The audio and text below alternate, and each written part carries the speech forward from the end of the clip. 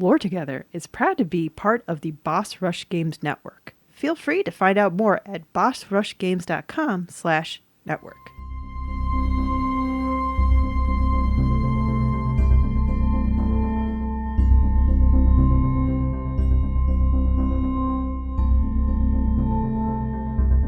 Hi, I'm Safi. And I'm Mystic.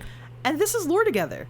This is the podcast where a husband-wife team go over all the storytelling, world building, and characters of video games, because it's what we like to do together. We lore together. Yep, and this is episode 94. Yes. Getting closer. Still got no idea what we're doing for 100, though. No idea. But if you'd like to give us suggestions, Mystic's about to tell you some ways you could do that. Yeah, if you'd like to contact us, you can do that in many different ways. Twitter, Instagram, Mastodon, Reddit, YouTube, and Steam, all down in the description below.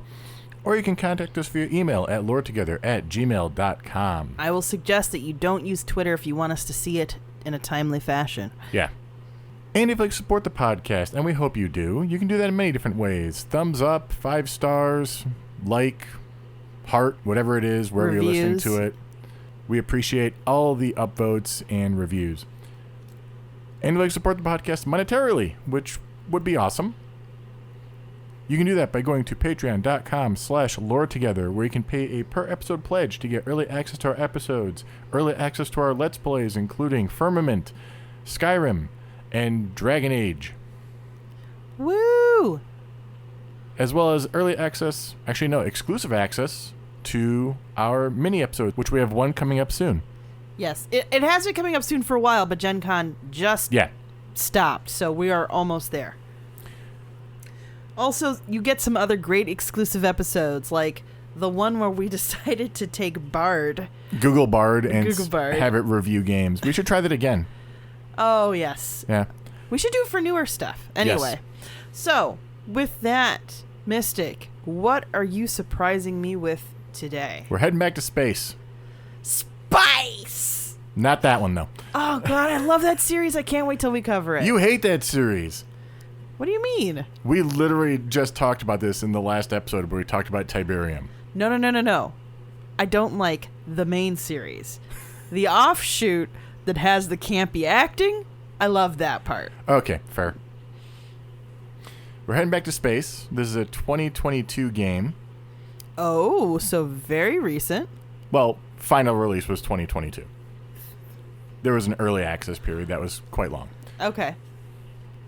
And I'm not quite sure how else to tease this. You're not going to know this, I bet. Oh, okay. Well, that's fair. Is it a Memorpicker? No. Okay, just making sure. It is a genre that you're never going to guess. It is first person, space, 0G. Oh, wait, is this... What was this? No, the game I'm thinking of is older than that. It wasn't... It's not FTL. FTL? Faster Than Light? That is not first person. Okay. Well, I don't know that game. I just know that there was a short obsession period with That's fair. There's not a lot of lore to that one. Fair. Yeah, I'm pretty stumped. We are going to be diving into Hardspace Shipbreaker. I have no idea what the heck we're talking about right now. No idea. The game is a 2022 game if we go by final release, which I think is fair. Yeah. By Blackbird Interactive, published by Focus Entertainment. Oh, Focus. They've done a lot of stuff before, right? Yeah. They're not small. Yeah. I know that name from many different games. I was just making sure. Now we're going to be doing we are going to do the story of the game. Okay. But we're going to be doing a big chunk of backstory because I found it interesting. I mean, this is your show. Just run it. Yeah.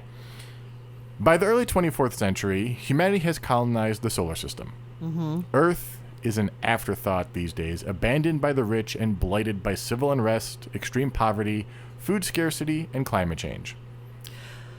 It's a lost cause, and everyone who can leave has. So, are we now in the universe of Cowboy Bebop? It kind of has a feel of that, or maybe Serenity. Yes. Yeah. Yeah, something like I think it's specifically Cowboy Bebop because during the final episodes, Ed finds their dad and essentially decides. I haven't finished it yet. What? That That series is old. I know it's old. I've only seen maybe a dozen episodes. Okay, it's only like 14 episodes. I just haven't seen the full I'm gonna have thing to take some time off work, and we're just gonna watch it together. That's fine. End of we have story. it. We just haven't watched it. Yeah.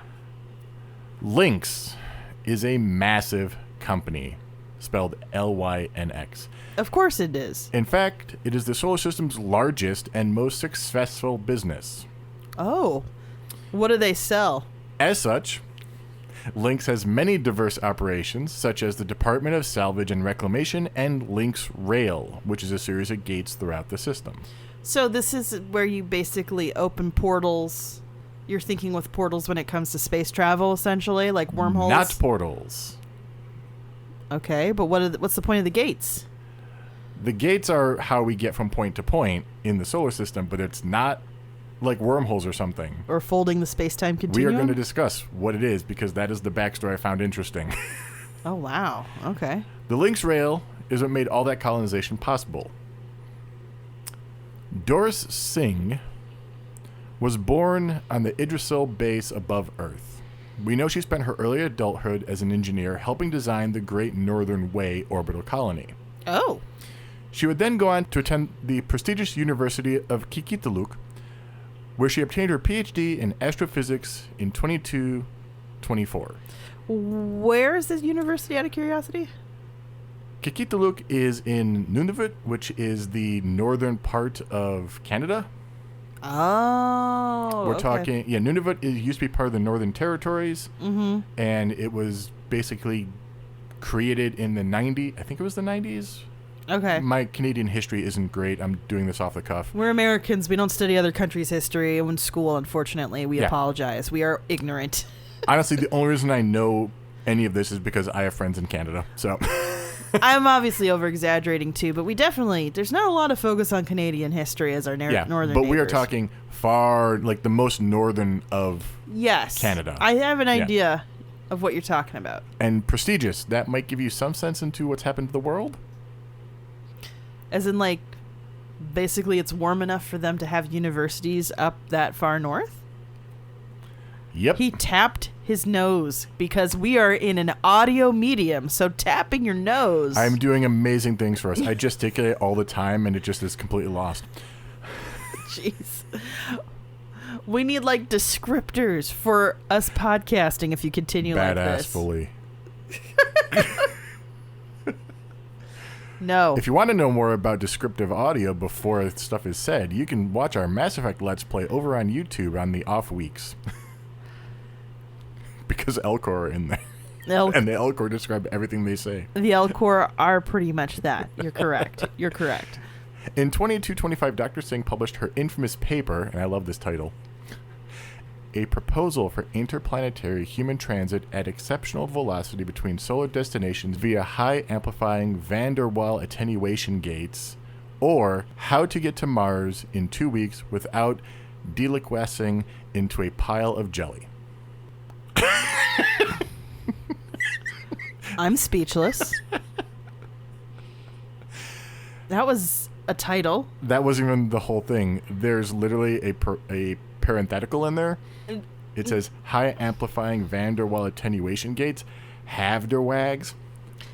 This just reminds me, so as a kid, the movie To Wong Fu, Thanks for Everything came out, and What? I remember being fascinated by the idea that a movie title could be that long, and I proceeded to think of all the other full letters that should be titles for movies.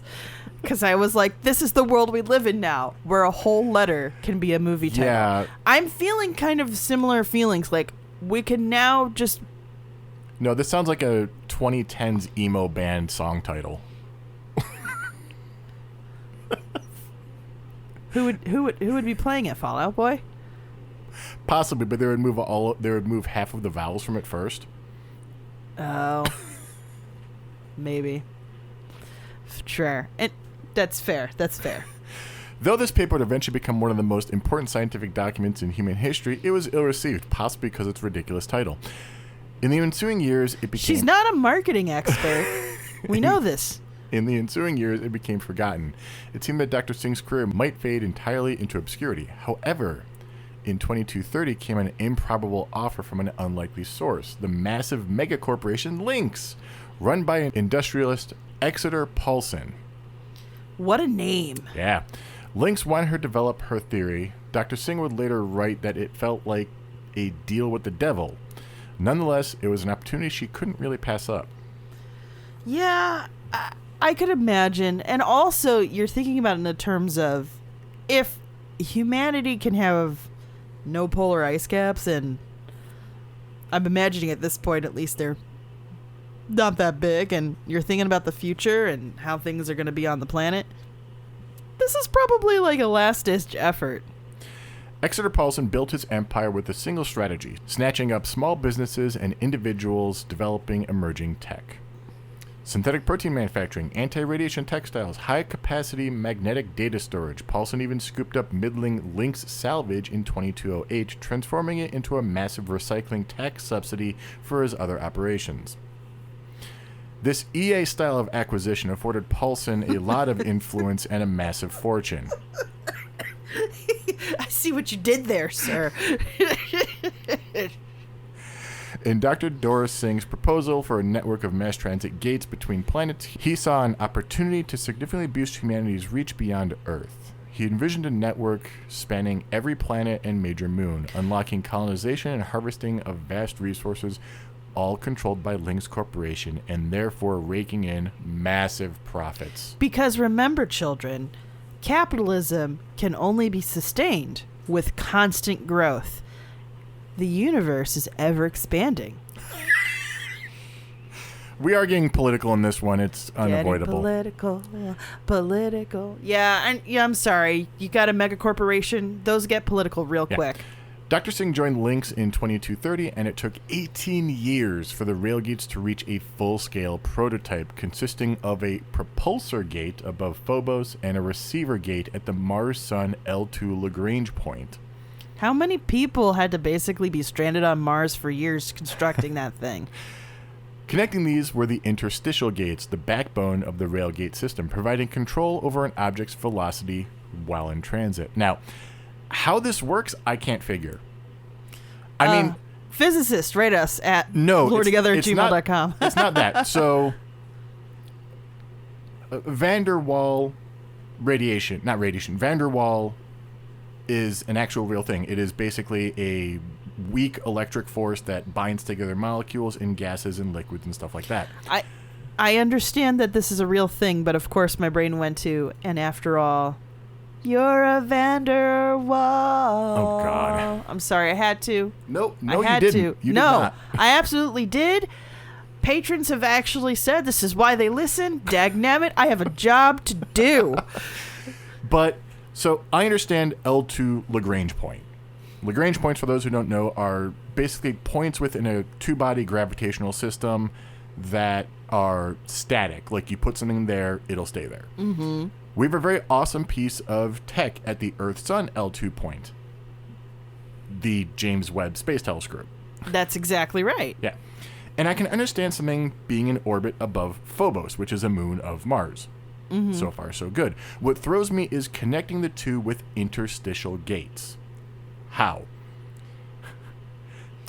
Well, I think... Are they connected with wires on spools? Because, L2 doesn't move in relation to Mars. Right. The moon of Phobos does.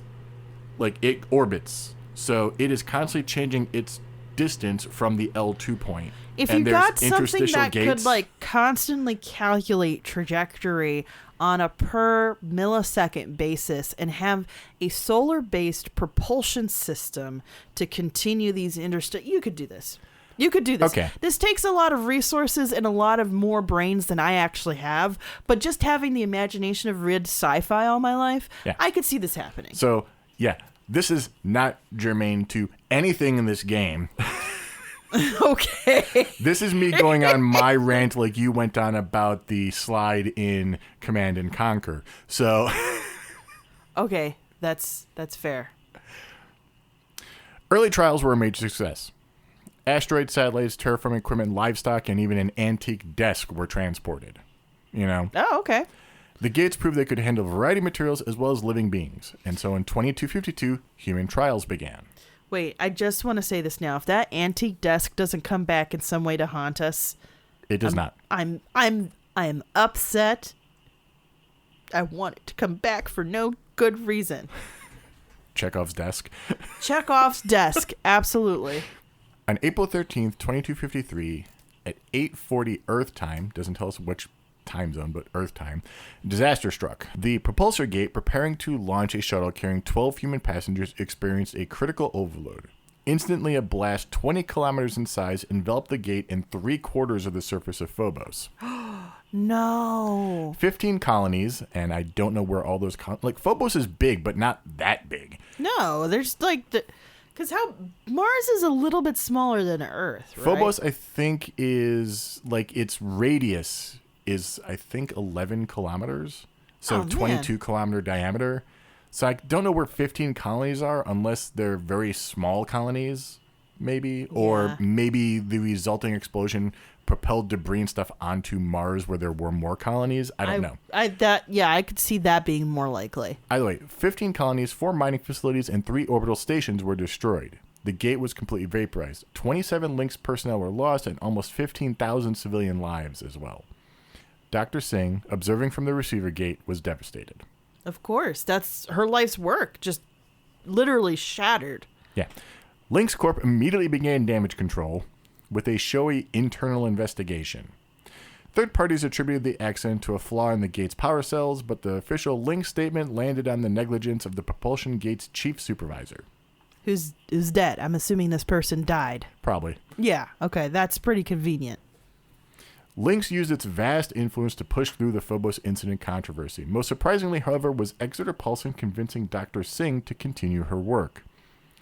Only a year later, full-scale construction of the Earth-Mars railgates began. Public outcry was quickly diminished by the promise of fast, cheap travel to the frontier. Millions eagerly anticipated the day they could ride the rails to Mars and escape the strife of Earth. The new gates dwarfed the prototype, taking 14 years to complete. Wow. So 18 years to the prototype, 15 years, so 1 year later, 15, and then another 14, so 15 years. So we're at 33 years. So Executor was probably thinking long game, legacy game, practically. Probably thinking that he knew who was going to succeed him to continue this work.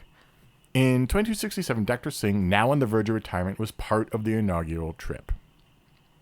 Quote, "I feel profound sadness and joy," she said. "This will give life to millions, yet it cost thousands of others. I'll never know if the price was fair. I hope it was." Quoting from the Lynx data tapes now, quote, "We know now, 60 years on, it seems it was fair. The railgates allowed us to fully colonize Mars, harvest boundless resources from the belt, and is opening opportunities around Jupiter. Planning for gates further out is already underway. Today, any of us can ride a station hopper between the colonies, stop at a subgate to contemplate Mercury or Venus, glide serenely through sparkling belt rocks, gaze at the clouds of Jupiter, and ultimately find our own destinies in the great expanse of the solar system. For this, we thank the brilliance of Dr. Doris Singh." End quote. Aww. Now, we already know we're dealing with insane capitalism. Yes. And the ramifications of it. Yes. The commodification of scientific discovery. Yes. We mentioned climate change. Oh, yeah. This game takes place in space. We are in orbit above Earth, actually, and we can see Earth from the game. Florida is literally underwater. Well, that's going to be where it is in 50 years at this point anyway, so. Also, it feels like the game is on the same proverbial shelf as Tacoma in a lot of ways. What do you mean? Massive corporations, space colonization and exploration. Your citizenship is more about who your corporate loyalty is with? Or? Kind of, yeah. Okay. It's proverbial shelf. It's not 100% the same, but a lot of the same. A lot of the same ideas and storytelling here, which makes sense. This is kind of the era where these types of games where we talk about hypercapitalism comes in, and hypercapitalism, cyberpunk, space punk. I don't know what Starfield is going to do, but I'm curious to see if they're going to have anything like that also. Even Mass Effect had that with Noveria, a whole planet dedicated to corporate secrets.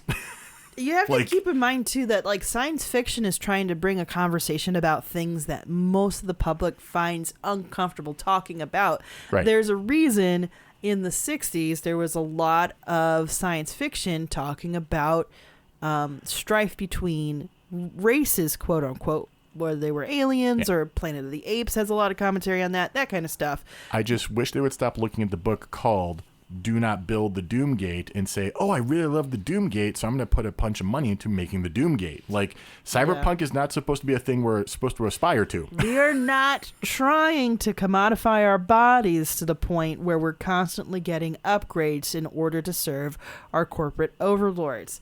The whole point was to be a commentary about how that's a bad thing. Right. But, of course, that would mean that you would had to listen to literature class when you were taking it, getting your fancy schmancy degrees that mommy and daddy helped pay for. I'm sorry. I went to a school with legacy kids, and I'm just so irritated right now. So if you want to learn more about Tacoma, we just actually finished that not too long ago. You can watch our whole Let's Play series of it on YouTube, as well as one of our earlier episodes. I can't remember which one right now. Yeah. There's playlists on the YouTube. If you youtube.com/@loretogether, you'll find us. And it's a fun game overall, too. You could play it yourself, and it's a pleasant afternoon if you decide to do that. Yeah. So let's get to our player character, who is designated Shipbreaker number 9346-52. Is this the Finn from the Star Wars sequels trilogy? That I can't tell you. Oh my gosh, I forgot, Mystic. You haven't watched that. I have. I just don't remember the detail. So I watched that one once. So the stormtroopers that were raised to be stormtroopers. Okay, I didn't know who Finn was for a second. Yeah. Yeah. They don't have actual names. Yeah. No, you have an actual name. It's just your company designation. Okay. All right. But others address you as simply 52, Rookie, or Cutter. Oh, okay. So we are assigned to the Lynx Corporation salvage yard at the Morgan Station in orbit around Earth. Now, shipbreaking is dangerous work. People die all the time in salvage jobs, real world and in fiction. Yeah, that's very true. And that's essentially what we're doing here, salvage work, tearing apart old and derelict spaceships in zero-G with a giant furnace and processing facility right next to us. Yikes. It is very likely we will die.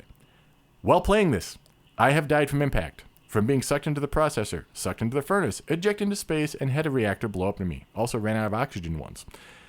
We've seen these types of stories, as we said, with flagrant disregard for lives for the sake of more profit, but as with Tacoma, we tend to be outside of the everyday blue-collar danger. In that game, we were playing as a investigator, quote-unquote.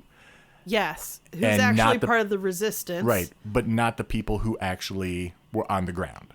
And on top of that, it was a less, bloody kind of job. They were doing stuff that was helping with aiding space tourism, really. Yeah. So here we're in the middle of it. Yeah, it's gross. It's kind of like what Dead Space did too. Part of the reason the first original game. I have never played Dead Space. It is on my list to do a blind hour of before we go into it. I remember when Dead Space was coming out, part of the reason I was intrigued was because it was getting back to the idea of horror. The lead character was actually supposed to be a blue-collar worker. Your tool is a cutting tool. Oh, cool. So that was part of the mechanic. You weren't shooting, you were cutting away limbs from the enemy. So okay. Yeah. So it's giving me some of those same vibes. Luckily, there's no enemies here. This is actually a pretty relaxed game, all things considered. Other than the getting sucked into the furnace? Yes. So you will die, but not to worry. Lynx has you covered. Oh, no. Is this like a paranoia six-pack? We simply give them the rights to our genetic code, and they will pop out a new clone of us to continue toiling away. They call it the Everwork program. Uh-huh. Everwork program? So it's worse than a six-pack. It really is. Oh, yeah. You can go over 6. Let me guess. You have to work off your debt for being reincarnated, essentially? Oh, yes. The company has invested far too much into us. With all the fees and paperwork and everything, our debt to them is a massive few cents under $1,252,594,442 credits. You know, we've been complaining about inflation for months now in the Lore Together household, and I can't imagine. I just can't imagine. The real painful one is they give us an itemized list for this figure. Oh, please don't. I don't want to know. The big stuff you'd expect: $500 million for genetic backup storage, $227 million for the bio storage. Those kind of, make a little bit of sense at least. No, they don't. They profit off of us existing. Oh, no, I agree with you, but it makes sense for those to be bigger ticket items on the list at least, to a degree. No. No, not to $500 million. But, yeah, I just, the right to live shouldn't have a price tag on it. It just bothers me. Millions of credits for our immigration fees. From where? And meal prep. And then at the bottom of the list, way at the bottom, right above the total, $750 for a display of the fee report.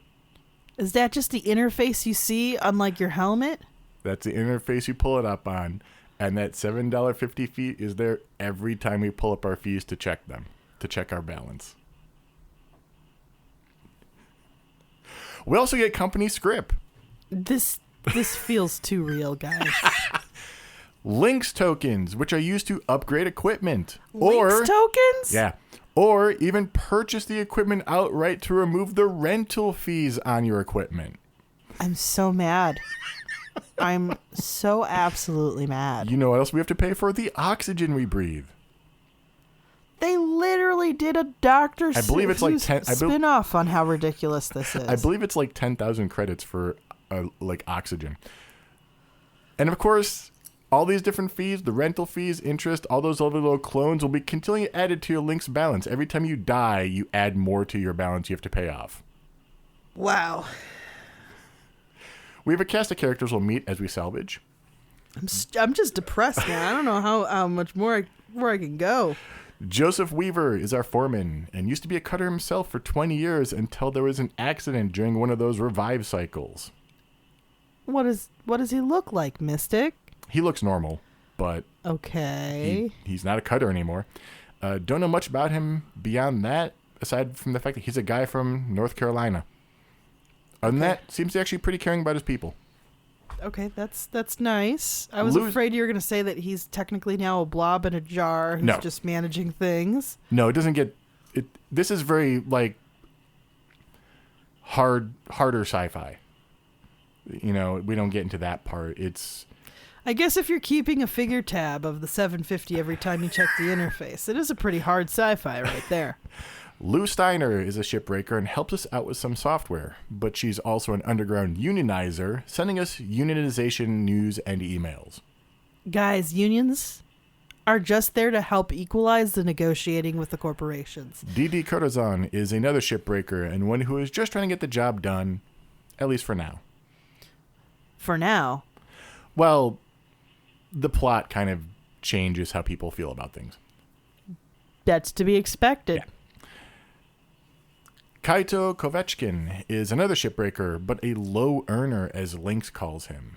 Lou tells us he's not as natural as the job as the others, and his stuff is constantly breaking. Okay. On the more adversarial side of things, we have Kalissa Rai Paulson. She's the administrator over the salvage division, and she's not too happy about it. She's a Paulson after all. This is far beneath her. I was going to say, with the last name Paulson... Lastly, we have Hal Rhodes, another Lynx administrator. He's kind of like a middle manager. Hal feels like a reference. Act 1 is a tutorial phase for the most part, and over time we get more advanced ships, more difficult things to salvage. At one point we'll have time limits before reactors blow and stuff eventually.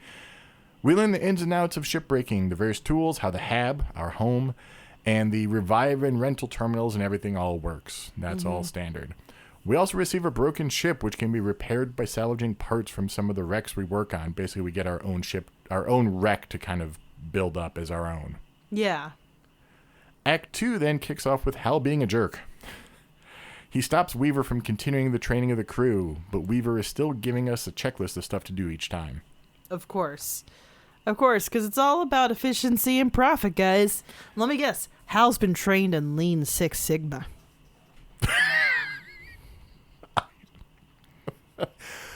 Over the course of the act, Hal just vilifies himself over and over. We get lines like, "The only way to fix a mistake is to never make one in the first place."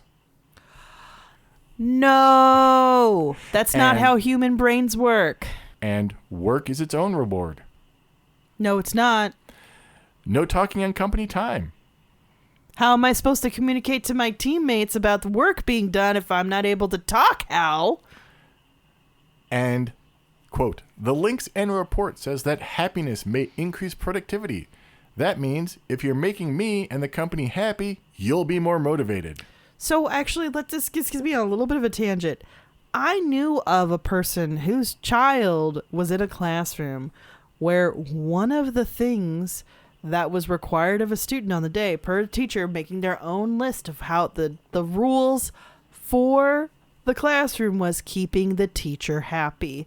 Now, I'm sorry. When somebody's in authority over you, you are not required to keep them happy. Their own personal feelings about their life have nothing to do with you, regardless of the setting, unless you're literally trying to sabotage their ability to live, which, I'm sorry, you're not typically, because they're in authority over you. You don't really have the upper hand. So hearing things like that makes me rage so much inside. I feel like I could be the Lizzie Lizard from Rampage and go through and just stomp all of the city down right now. So it's funny, you covered Primal Rage. Will you cover Rampage at some point? I don't know, maybe. That's actually not a bad idea.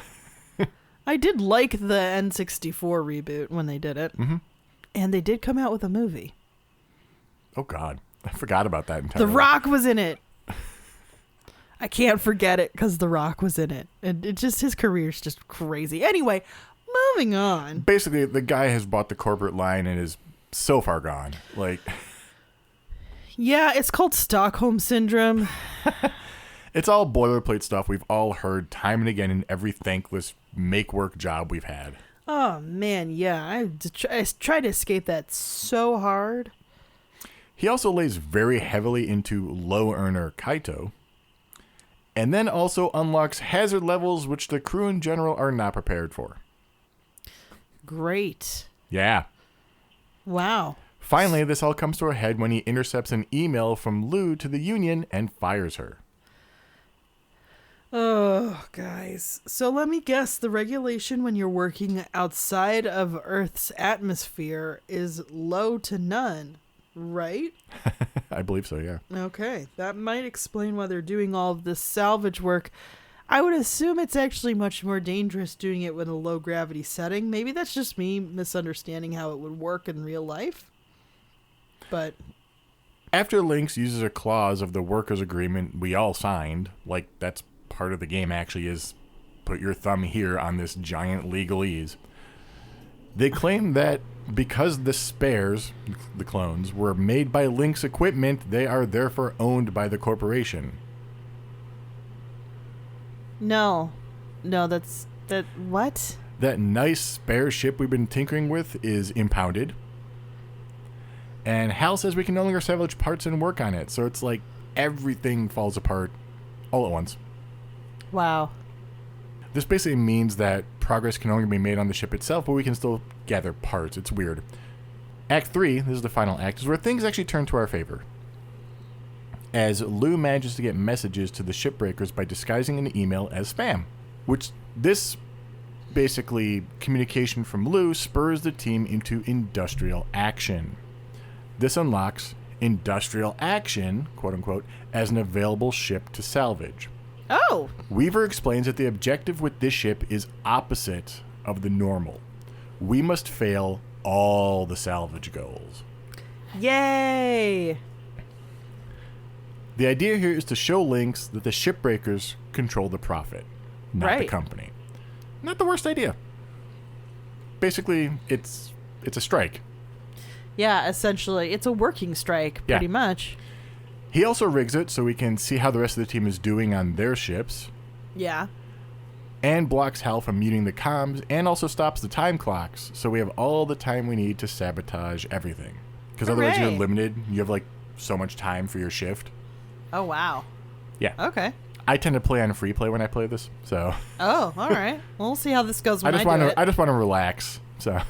Relaxingly break down ships. Yeah, it's very calming and relaxing. Mm-hmm. Okay. Hal becomes more and more annoyed and angry with each salvage milestone failed, eventually deleting Kaito's backup information. What? So if he dies... He's dead. He's dead. Like, for real. Yeah. Real. That's called murder, I would think.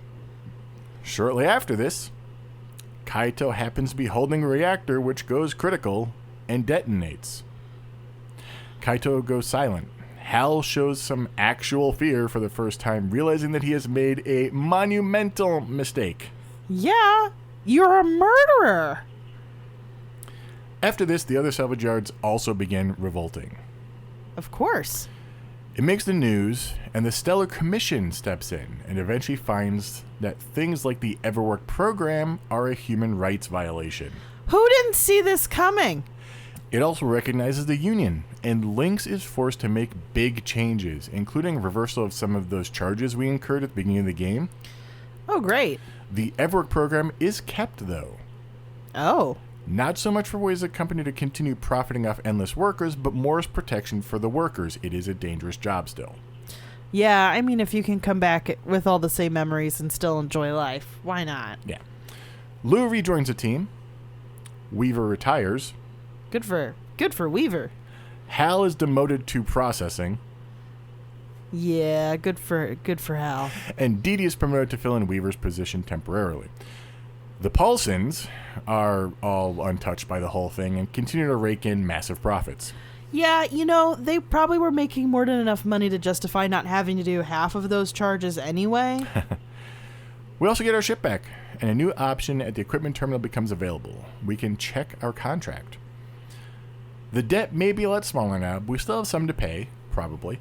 Mm-hmm. But eventually we can have our ship of our own or keep working to actually save up some money and get a nice spot in one of those colonies. You can terminate your contract at that point. Ooh. And Kaito actually survived the blast. Wow. Didn't stop that what if part, though. Oh. Basically, what if Kaito hadn't survived? Yeah, exactly. Yeah. And that's where the game ends. There is some place for potential expansions, sequels, all that stuff. So it's kind of weird. The story kind of paints it as a very nerve-wracking game in some ways. Yeah. It's kind of at odds with the actual gameplay. It was supposed to be a lot more difficult in the game, but they found that most of their player base was kind of playing it to chill and relax. Right. So they didn't alter the story, but the gameplay is a little bit more relaxed than the story would let you think. Interesting. Originally, it was a lot harder. There were more time limits. There were more puzzly aspects to it. So that might be then the next evolution. It makes it more of the puzzle thing. Maybe. Mm-hmm. I think so. But yeah, that is Hardspace Shipbreaker. Okay.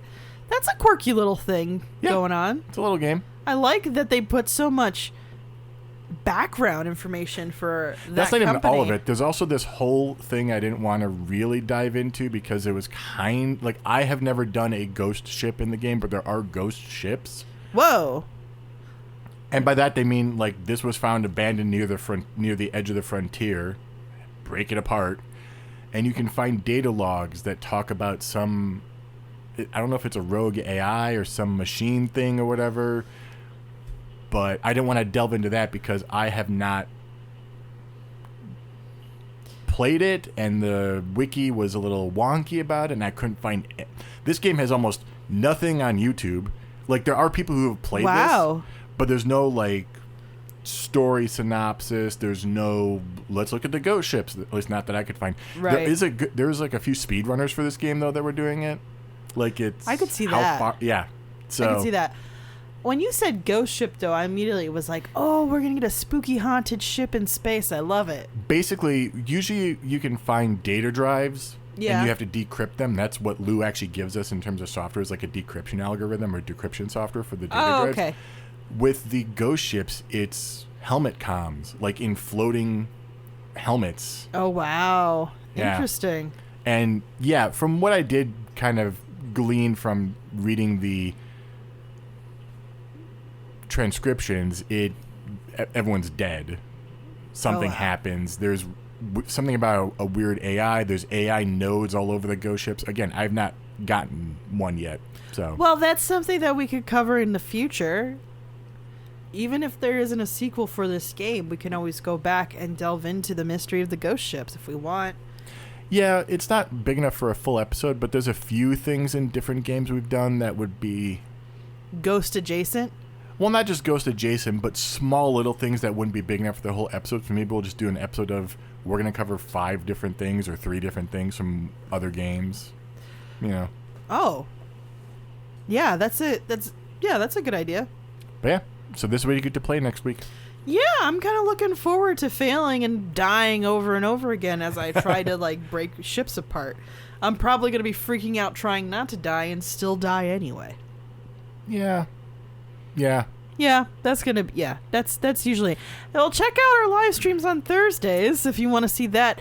And the alternate Thursdays when we're not playing what we covered, we are still playing through Mass Effect like we've mentioned before. We just started a few episodes ago. Yeah, I mean, I say that just because there's multiple episodes of it there, and we'll be playing through it probably for a good year or so at this pace. Yep.